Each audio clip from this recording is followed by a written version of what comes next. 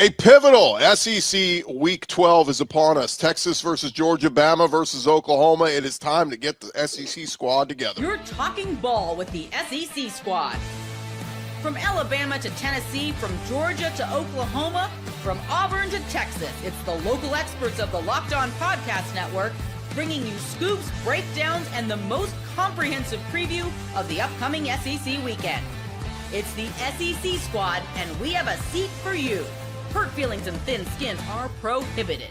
Squad up, you're part of the SEC squad. What's up, everybody? Welcome into the SEC squad. Sit back, grab your favorite beverage, and join us as we get you ready for another week talking all things SEC. Part of the Locked On Podcast Network, now the #1 sports podcast network. And let's welcome in our panel this week. I'm Chris Gordy, Locked On SEC. We got Jimmy Stein from Locked On Bama. We got Clint Shamblin from Locked On Bulldogs. Welcome back, Clint. Good to have you with us. We got Corey Burton, Locked On Vandy, Stephen Willis, Locked On Ole Miss, and Jay Smith joining us from Locked On Sooners. Gentlemen, it is crunch time here. We are winding down. So let's start off, as we always do, with a prediction for your team this week. Not exactly a game prediction, but something you may think may happen with your team. Jimmy, let's start with you and the Alabama Crimson Tide. I think Saturday you'll see a matchup of the two best defenses in the SEC, so take the under. Yeah, I think the low scoring is probably right in this one. Jay, you're on the other side. Give me a quick prediction on your squad. I think Oklahoma keeps the streak alive of 100-yard rushing, and Xavier Robinson gets 100 yards again. That'll certainly be right on the dot. A recipe for Oklahoma pulling off the upset. Clint, Georgia versus Texas. This one was a good one twice last year. It was certainly good for us. This is going to surprise no one that's looking at numbers or game film. Gunner Stockton outshines Arch Manning on a national stage, and people start talking about him more than Arch. I saw he was named a Maxwell Award finalist this week, Gunner Stockton was. Corey Burton, give me a prediction for your squad. Well, Vandy's on a bye, so I'm guessing Diego Pavia is going to hang out with Theo Vaughn this weekend is my prediction. Not much there, but I got Kentucky next week, so getting fired up for that. And New Mexico State, Vandy's farm team, is playing Tennessee this week, so that'd be good. If he's hanging out with Diego, will Diego's mom be around? That's the question. Stephen Willis, so. Probably. Give me a prediction for Ole Miss. It'd be the best atmosphere in the history of Vaught Hemingway Stadium because a win over the Florida Gators gets Ole Miss basically into the playoff, and that's a pretty big moment, and the fan base recognizes it. Also, the school that is courting Lane, so it'd be really nice to.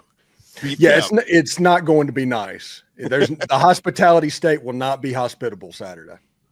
A late add to our segment one here. Everybody, Hurricane Locked On Vols jumping in with us. You guys got New Mexico State, kind of a dud, but give me a prediction for your team. Yeah, I mean, I think Tennessee will win by a lot.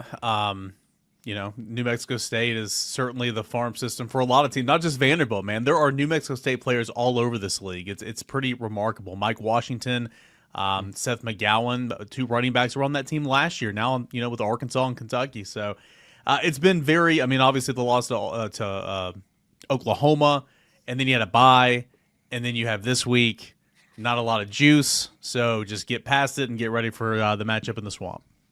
Yeah, real quick while we got you, Eric, I was reading some articles out of Knoxville that some Vol fans may be unhappy with Heupel. Where's the fan base right now with him? Emotional. I think that was more immediately following the Oklahoma loss and upset and frustrated and all that. But I think, once cooler heads prevailed, you kind of sat back there and said, all right, you're literally on the best stretch of football you've had since the early 2000s, since the late 90s. And, fan, I say it all the time, fan is short for fanatic, but I think any reasonable Tennessee fan is seeing all that talk. I'm like, well, shut up, dude. like, don't say that. This is the best thing that's happened to Tennessee in quite some time. Just a lot of frustrations, obviously, because you're knocked out of the playoff and you're not making the playoff. Well, after a month of having an SEC coach fired week after week after week, we finally had a week where one was not fired, and Mark Stoops, maybe the one that was on the hot seat, he keeps winning games, so maybe he's not going to be out at the end of the year. Hey, Clint, you just needed Tennessee's defense to unlock Cutter Bowley, all right? There you have it. Clint, did you have something? Well, I was just going to say, Eric, you said no way into the playoff. There's a path, my friend. I'm just here to tell you. Greg Sankey said 16 even Tennessee is what I'm saying. Yeah. He said even Tennessee, so there is hope. I'm down. I mean, sign me up. Texas Tennessee's is not making the playoff. I'm going to tell you that right now, Eric. Tennessee's Texas is only not win, only like good win, not even signature win. Good win would be Vanderbilt at the end of the year. That would be exactly. it. So. Yeah, that's the case I always make for making the playoff. They always want to bring up who'd you lose to. I always go to who'd you beat. What's your best resume win? We know Bama beat 4 top 25 teams in a row. Yeah. Their resume is great. It's the other side of who'd you beat. Gents, let's get into the games this weekend. Let's start with since we got Oklahoma and Alabama here, Jay and Jimmy. Let's start with you guys.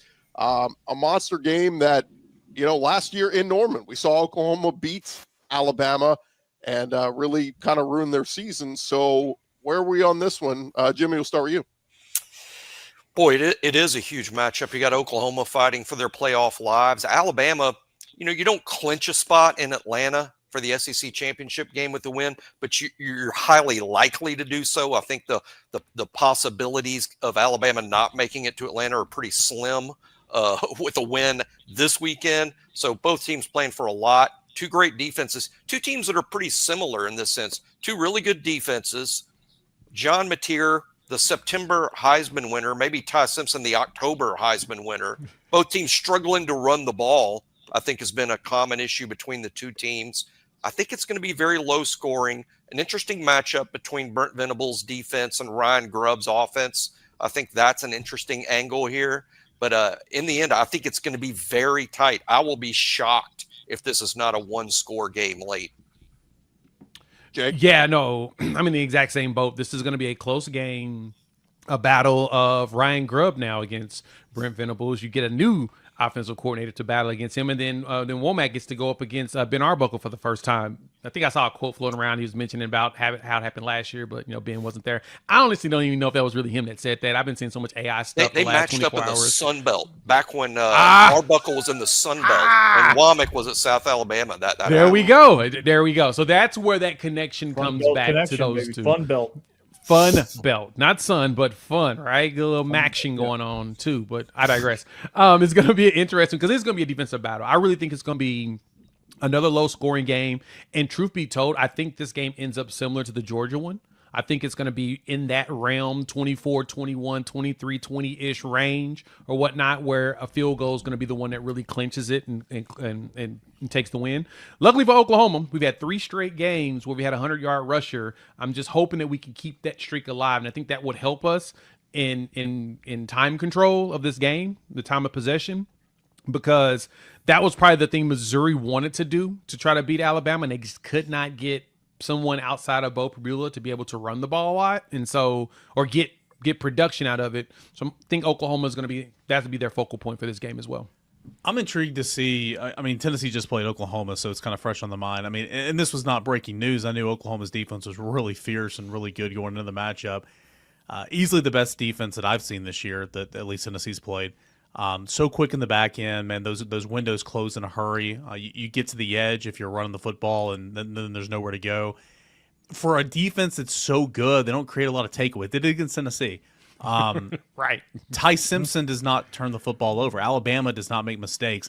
I am so intrigued to see what this looks like because I think Oklahoma's offense, where when Mateer was healthy earlier in the year, I thought they were legit. That defense has been legit all year long. I think this is going to be such a good game. And again, Ty Simpson turned the football over twice. He fumbled once, right? I know he's on one pick. Is it twice, Jimmy? He's fumbled. He's actually fumbled 4 times this season, all on sack, blindside sack hits, all 4. But he has only thrown 1 interception through the 9 games. Tennessee made him fumble once. Yeah, that's right. But anyway, that offense just doesn't make mistakes. So I think this is going to be a really nice little chess match with that offense and that defense. Here's my question for you, Jay. Tell me this right now. Who do you feel more confident in? Oklahoma stopping the run or Oklahoma stopping the pass?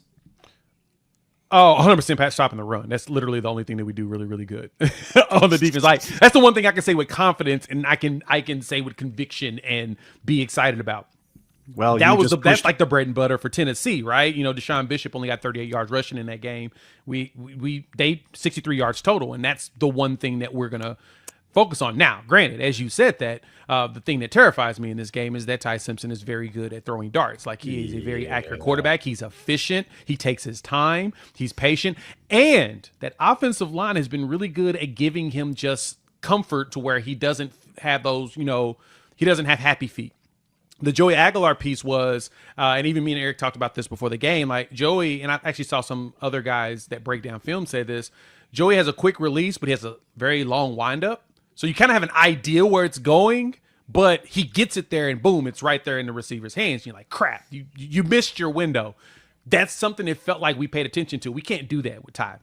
His quick release, quick windup. That ball is gone. So if we're going to jump anything, we've got to do it super early. We're not dealing with Jalen Milroe here, who was very easy to telegraph last year for us. We're going to have to go against a guy and really play with a lot of anticipation and pray that we don't get dusted by one of those receivers. And Lane did his slow the game down. They played the time of possession game against Oklahoma. I don't think that Alabama will do that. They will run their normal offense, and Oklahoma does have the defensive line to make the Alabama quarterback hurt if they get back there. If there's a fumble, if there's a turnover, that could change this game as it goes. I expect a relatively low-scoring game, but Oklahoma's defensive line, that might be the X factor in this game. Now, Jimmy, in playing Alabama earlier in the season, it seemed like Vanderbilt pretty much got them where they wanted them to be as being a one-dimensional team. The only problem is for Vanderbilt and for a lot of teams that have played Alabama is that Alabama seems to be more comfortable in knowing that it's not really going to run too effectively, maybe just effectively enough. But when you have Ty Simpson and those weapons, it makes it a little easier. So for me, that's kind of going to be the tipping point there. And Jay, how does Oklahoma's defense combat that? A team that's so comfortable being one-dimensional when that's what you want them to be. Alabama's been stubborn about the run game, though it's been extremely ineffective. I mean, last week you only rushed for 56 yards against LSU, which is a meager total, but it was on 26 carries. I mean, they stick with it even though it doesn't work. But I think it helps Ty. If you just abandon it, you're putting too much on Ty. But they stick with it, and they're pretty good at converting on third downs. But the run game has been a massive issue for Alabama. It just hasn't been good. I don't know that they're going to rush for 100 yards against Eastern Illinois next week. And I think for us, to that point, our job is going to have to be to get to Ty Simpson as fast as possible. We've got to get him under pressure and make him get rid of the ball a little bit earlier than he wants to. And I think that's where this defensive line can excel. But there's no guarantee. This offensive line for Alabama, some big boys, and they're strong. They're known for that. So we'll see what the edges look like, if our edges can do it, because right now it does not appear that our Mason Thomas, our big-time lineman, the one that returned the fumble against Tennessee, I don't think he's going to play in this game. I think he's dealing with a leg situation, and if he's not playing, it's going to be some of the young pups, and we just got to hope that they can go in there and get those get the pressure too. Absolutely. He's a stud. He's a dude, man. Real quick, guys, show of hands. Are you going to roll with the Tide at home? I like them at home. Yeah, I like All right, Jay. I agree. You're fine. I would too if I didn't think that we could make this game muddy. Plus, I need you guys out of our way. I've gotten sick of saying this might be the week Bama loses. They don't lose. They keep winning. When we return, guys, Gunner versus Arch. It's a big one. We'll discuss it next. Hey, back to the Squad show in just a second. But first, we'll remind you guys the NBA is back. No better place to get in on the nightly action than with FanDuel, the official sports betting partner of the NBA. Of course, they got you covered with all the sports out there, from pro football to, of course, college and all those big SEC games. They got up there for you on FanDuel each and every week. And, of course, whether you want to do money line, whether you want to do the spread, whether you want to do parlays, put a bunch of games together, pick some big upsets in the SEC. Those are always big payouts over at FanDuel. It just keeps every game more exciting, especially when your team is making that late push and you gotta, them minus the points or plus the points, whatever it is fun. And right now, FanDuel, they're giving new customers $300 in bonus bets when your first $5 bet wins. So just head to FanDuel.com, sign up today. If you've never signed up before, play your game with FanDuel. They are the official sports betting partner of the NBA, and take advantage of that new bonus they got there for new customers. $300 in bonus bets if your first $5 bet wins, only at FanDuel. SEC squad rolling along here. Of course, part of the Locked On Podcast Network, now the #1 sports podcast network. And Clint, let's jump into it, man. It is Dogs versus Horns. The 7-2 Texas Longhorns somehow were preseason number 1, then not ranked, and now back in the top 10. Playoff hope still alive. Georgia's kind of been consistent. They've been sitting around top 5 all year, and that's kind of where they are. So give me a thought on this one. College football done screwed up because you didn't take your shot at the king when you could have, and Georgia's figuring stuff out now. And this offense is the most efficient offense in the nation.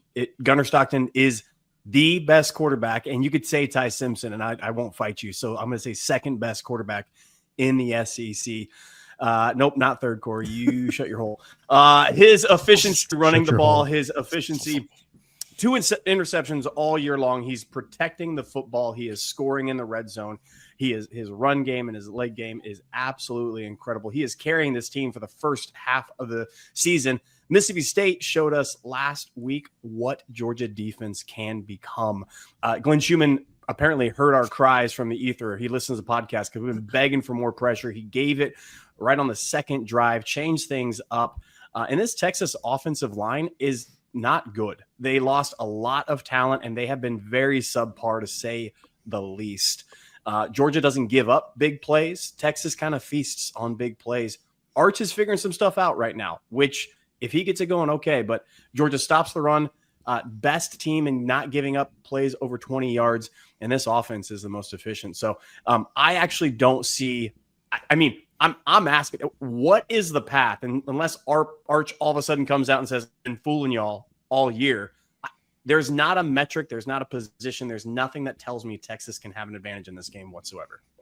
Well, Clint, I will say, I think being the only team that has played Texas in this panel here, what they did to get in a rhythm against Vanderbilt, and what they did to get in a rhythm against Mississippi State in the second half was they just simplified things and became more efficient themselves, throwing the quick screens, throwing the slants, hitches, crossing routes, intermediate crossing routes, things like that to kind of get Arch Manning comfortable, because they knew at that point, they kind of resigned to the fact that he's not going to sit back there and try to pick you apart because his offensive line can't hold up. And if they try to do that, Georgia's going to feast. But for Glenn Schumann in this defense, they've got to play a little bit tighter coverage there. They've got to be able to tackle in space, which Vanderbilt gloriously failed to do for 3.5 quarters of that game. And if they can do that, they can make Texas march down the field. And if Texas is going to score 12, 13, 14 plays, I don't think they can do that consistently. They are a big strike, big play offense. So if they can do that, if Georgia can force them to just 2 yards here, 3 yards there, 6 yards there, I think it'll give them some room to kind of take the game over. To kind of piggyback on Corey there, it's a team that's played against Texas. It's really getting them out on third down. That's probably one of the things I think Texas has actually done pretty good, especially with Arch, is if you go look at the passing charts, when he was terrible, they were doing deep passes on a regular basis. When they got better, they kept having a whole bunch of shorter passes, and those receivers did the work. The yak was up. So I can actually see Texas trying to do that again against this Georgia defense. Will they be successful? I don't know, but what's really wild is every single team represented here has a better third down conversion rate than Texas does. Most of the season, yeah, I agree. I'm talking about the last few, like how they've been playing the last few games. Not all season. No, you're 100% right. But the last few, when they've actually started to look like a better team, it has been, of course, everybody's been praising Arch for it, but they've been converting third and doing a lot of shorter plays. So because it's third and short and not third and long. Exactly, in comparison to what they were doing before. And like you said, that offensive line is not good. Can I say the key is going to be the run game, though? Like Trey Wisner has not been, none of those guys have been healthy all year. They just had their bye week. So if that backfield is back feeling good, what would Wisner have? 75 yards on a touchdown against Vanderbilt? If Texas can get back to the dominant run game, that was their bread and butter last year, that's going to be the key for them. But that's the problem, is that line isn't there for that. That's where your issue is. The line's just not creating holes for it.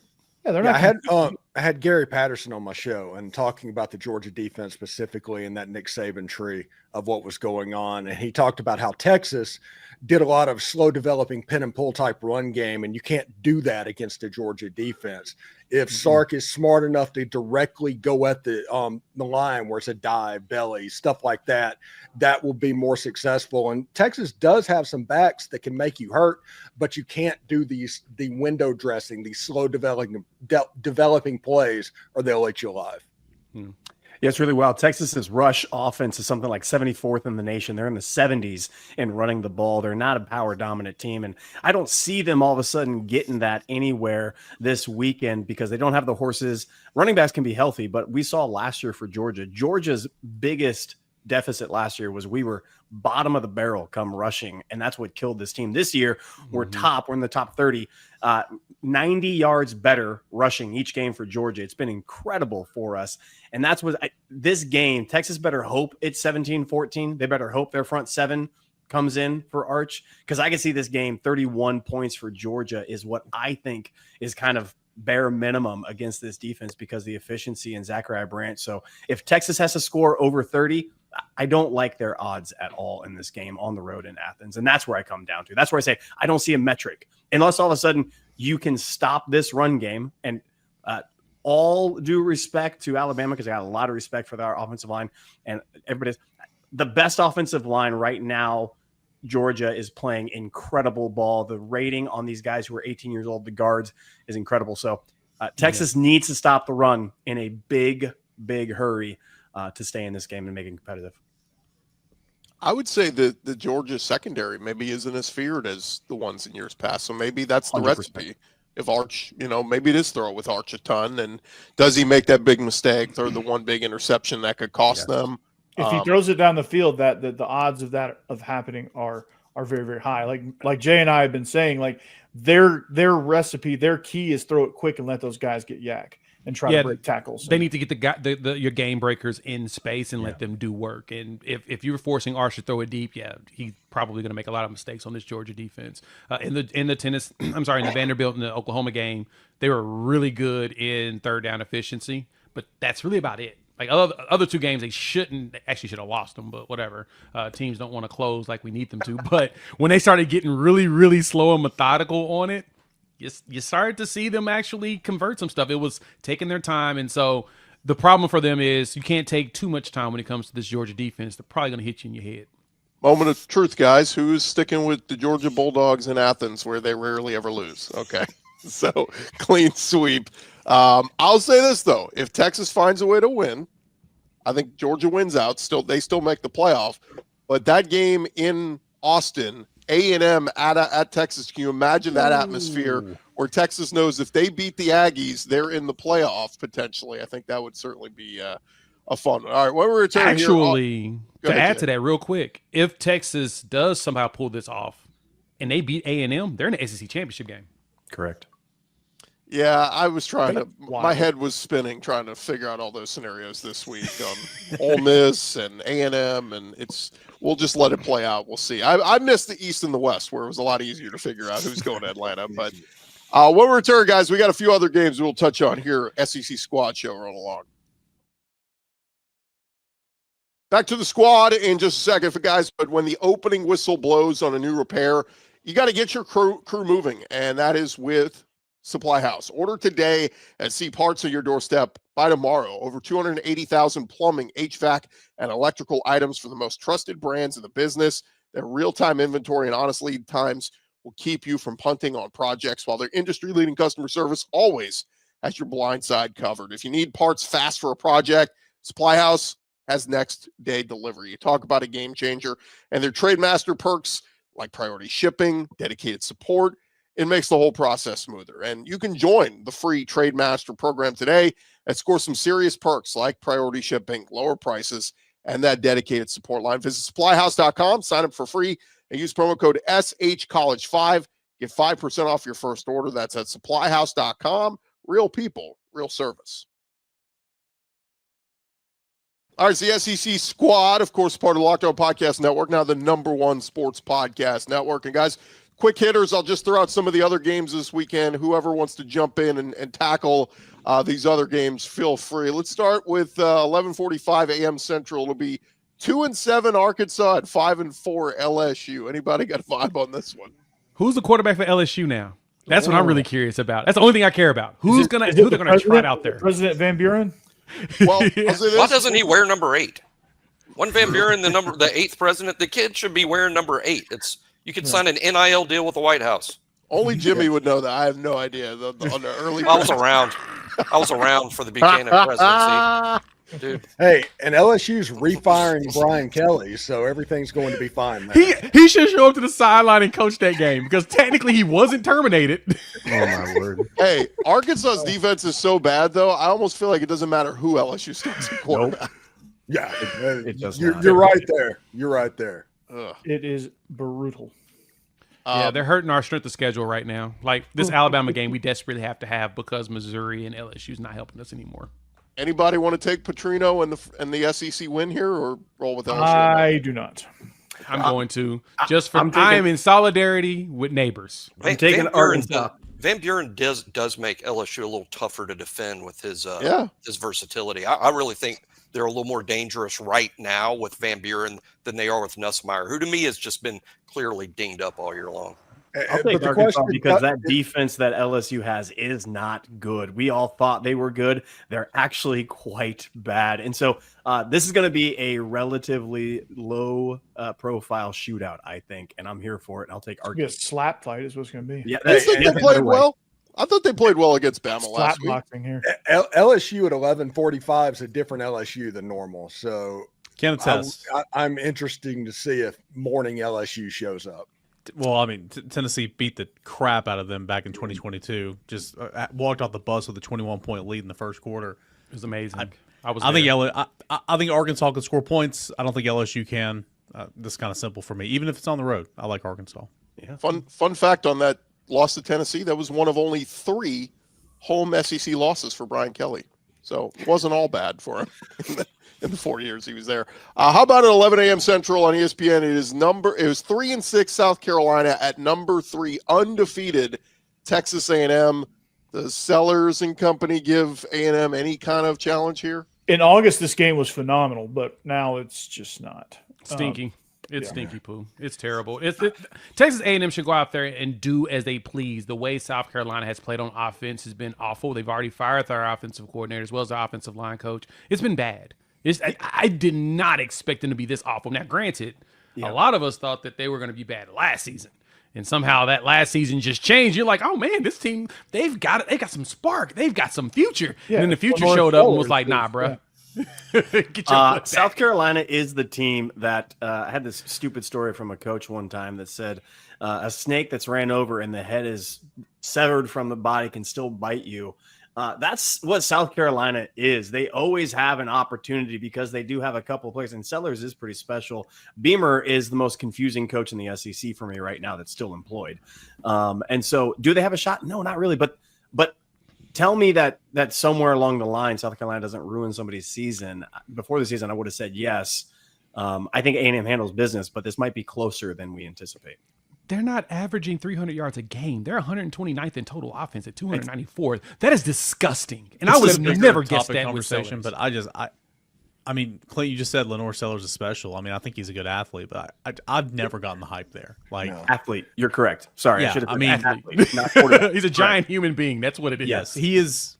He's a guy that can make things happen, but he hasn't made enough things happen this year. And I mean, you're right, Jay. You're right. I mean, that offense, it's just atrocious, man. Like Mike Shula is fired, though. So. Yeah, that's what I mean. There might be. I saw what happened when Florida actually had a competent play caller, and then the next week when Auburn had a competent play caller. When Auburn had one play caller, not 4. Exactly. One. That's easy, right? Yeah. Hey, South Carolina can't run the ball. Mike Elko, when it's 3rd and long, is really good on the defensive side of the ball. True. So that's the difference in this ball game. Yeah. A couple more real quick. This one is really fun. 4-5 Kentucky is hosting Tennessee Tech. This is supposed to be a cupcake game. Tennessee Tech is 10-0. They are undefeated. Mark Stoops got his hands full. Like, now Kentucky's peaking. They're playing their best football right now. So Tennessee unlocked Cutter Bowley. Hey, he's going to go out there, go ham. It's going to be a rout. Tennessee Tech, the Golden Eagles have no chance. Calzada get in this game? No, Calzada didn't get in the last game. If everybody noticed that, he didn't play. Yeah. Tennessee, I hope watch him, that man. Instagram post was All right, worth it. all right, Gordy, you got me intrigued. They're defeated. They haven't lost a game. You got me intrigued. I'm not lying. I'll turn it on. Kentucky's going to win this game, and you have Vandy and Louisville for Kentucky to go to a bowl game this year. That's pretty cool. Eric, give me like 20 seconds on New Mexico State, Tennessee. Oh, I mean, New Mexico State is horrible. I was talking with a scouting guy, NFL personnel type player, that he thinks there's one player on this team that's going to be in a camp, like a summer camp, training camp. It's tough. They weren't very good last year. All their best players left. Again, a couple running backs in the SEC. Defensively, they're significantly better than what they were last year. Offensively, they got a quarterback that started at Fresno State, went to Montana last year. Just atrocious, man. Tennessee can score as many as they want to, win as much as they want to. I think this game for Tennessee is important to where it's like one of those non-conference cupcakes in November. You got young guys that you like, play them. You got young guys you want to hold on to, play them. Show them some love because that portal's coming in January. Steven, give me a minute on Florida at Ole Miss. It's basically stop Jaden Baugh. That's the Ole Miss task this weekend because everybody else is not available for the game. Dallas Wilson's out. Eugene Wilson's out. They're probably going to start DJ Lagway just because they don't want the true freshman to have to go in there and struggle because that could actually affect his confidence. This is a game that Ole Miss should win by 2 or 3 touchdowns, and if they don't, it's a failure. Yeah. Last one, guys. The night game on SEC Network. It is 5-5 Mississippi State at 6-3 Mizzou. It is the battle of the backup quarterbacks because it sounds like Blake Shapen may not go on this one for State, and we already know Mizzou's on their third string, Matt Zollers. So Mississippi State's still looking for that 6th win. I would hate for Mizzou to take a 4th loss, but man, I want Mississippi State to go bowling.